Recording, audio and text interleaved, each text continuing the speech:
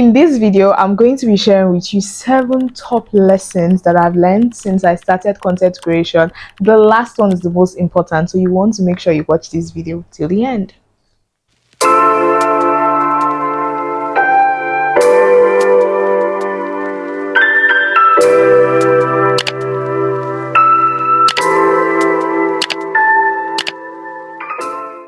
Hey guys, my name is Debbie and welcome back to Debbie's Eye. So for today's video, like I already said in the intro, I'm just going to be sharing with you like top 7 lessons that I've learned since I started creating content.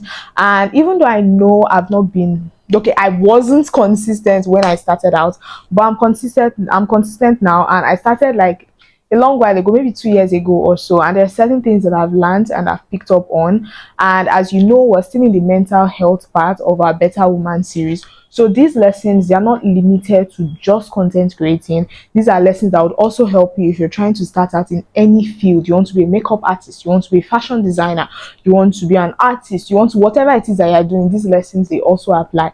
Because we're not being lazy, we're not being idle, we're looking for something to do and we are doing it. So these lessons would encourage you, they would motivate you, they would, they'll just do something for you. Okay, so let's get into it.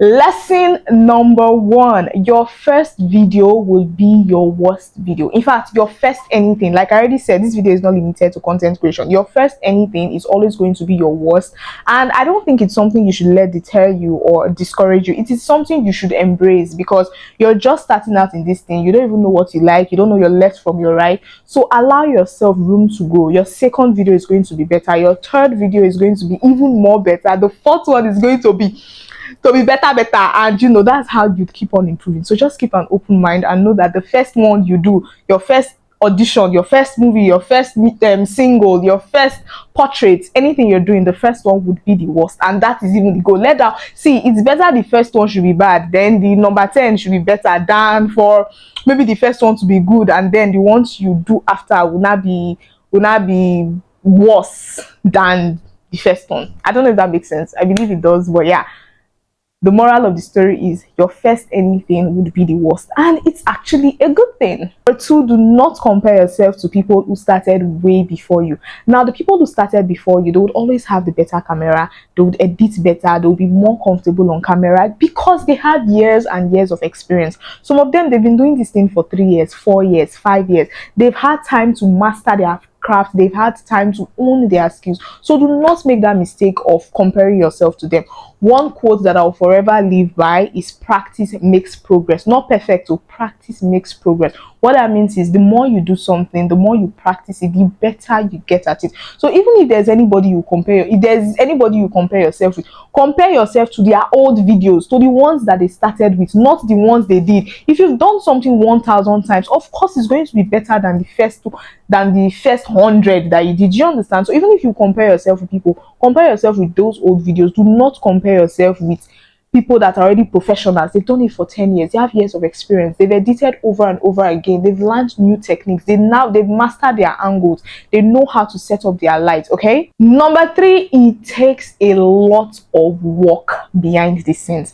Now, for you, the viewer, this video is probably going to be maybe a 12-minute video or a 13-minute video, but for me, it has taken a whole week. First of all, I have to think of a topic. 2, I have to build the script. 3, I have to rehearse the script, because I don't want to come here and be talking to you and I'll be doing or I'll be looking confused, or the things I'm saying are not going to sound natural from my mouth. So I have to rehearse. 4, what else do I have to do? I have to set up, when I'm finally ready to shoot, I have to set up my lights, I have to do my makeup, I have to style my hair if I'm wearing a wig or whatever it is that I'm doing on my hair. 5, I finally shoot the video. Sometimes I have to do like 3 or 4 takes just to get that one perfect shot, and then I have to watch all of the videos, I have to choose one, I have to edit. It takes a lot of work behind the scenes. What I said was I wanted to be a YouTuber. I did not know I would become hairstylist. I did not know I'll become video editor. Like the point I'm trying to make is, when you newly start, you do a lot of things. Maybe you start a business, you'd have to be the one to go and buy the goods, Two, you would have to do delivery, you have to create content, you have to run advertisement. There's so many behind the scenes work that your viewers or the people who are consuming your service or your product, they don't get to see. But do not let that encourage you. Keep going. In no time, you'd be a boss, you'd have your own team, you'd have people who will be doing your deliveries, who will be running your errands, and just trying to make the whole operation seamless for you. Number 4, there is no manual. It's kind of tricky saying this because there are people who would swear by the algorithm. If you post by this time, if you use this hashtag, if you do this, and I would encourage you to actually do those things. So do those things to make your work easier. But sometimes the videos that do well, or they are the ones that you don't like.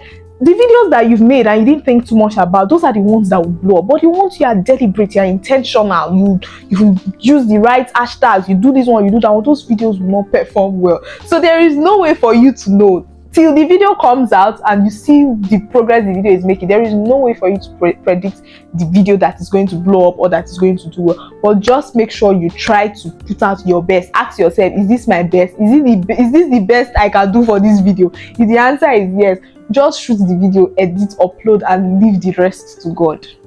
Number 5, the longer I keep content, the more I find reasons not to like them. I don't know if it is just me, but even if it's a picture that I keep in my phone and I've looked at that video, looked at that picture, look, I'll start seeing errors and flaws, and before you know, I'll end up not posting. So what I do these days, when I make videos for my YouTube, I try not to overwatch them. I'll probably, okay, let's say if, for example, I have 3 takes, I'll watch all 3 and choose the best one. Once I choose that best one, I won't watch it again till I'm ready to edit. I will just edit and upload, because when you overwatch or when you look at the picture for too long, you just start finding reasons why you don't like it, and it becomes an absolute waste of time. Please, if you can relate to this, drop a comment and let me know. And while we're at okay, and while we are at it, if you are yet to subscribe to my channel, come on now, come on, I've been begging you since. Like, what do you want?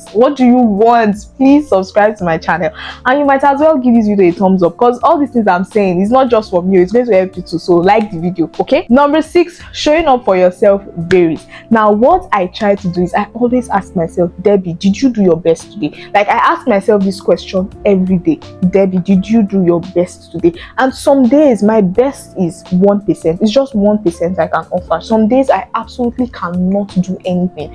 When I see, everything we're talking about in this video is related to maybe your small business, your content, whatever it is, as like something you are building for your future. Do you understand? So when I say show up for yourself, I mean show up for yourself in terms of that thing you're building or that thing you're developing, whatever it is, makeup artist, photography, whatever it is. So there are some days I show up 100%. I shoot videos, I edit, I do so many things. Like, I have a lot of energy. Some days I can, the only thing I can do is to just share the link to my video on my status. Some days my energy is 50%, some days, but what I do is I try to not have 0%. Every day I want to show up for myself. Like, I want to do something, even if it's the bare minimum, but I just want to like have I want to do something that would have an impact on my career or on what I'm building for myself. And you should try to do the same, because it's, no matter what, it's hard. Some days are going to be good, some days are going to be okay, some days you'll be overwhelmed by so many other things, some days you could even be depressed, some days it could be anxiety, it could be a lot.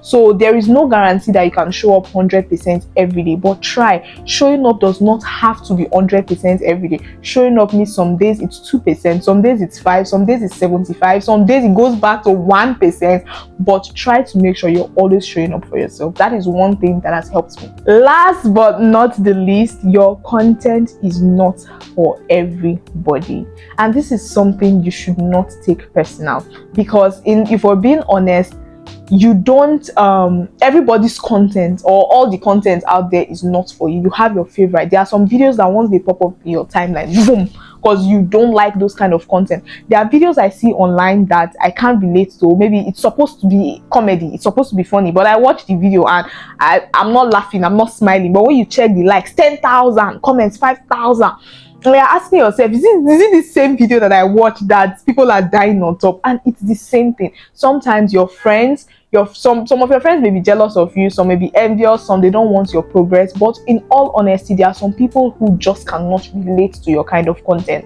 and I don't want you to hold it against them, because I know most times we want our friends, we want our family members, we want our loved ones to support us, we want them to go hard for us.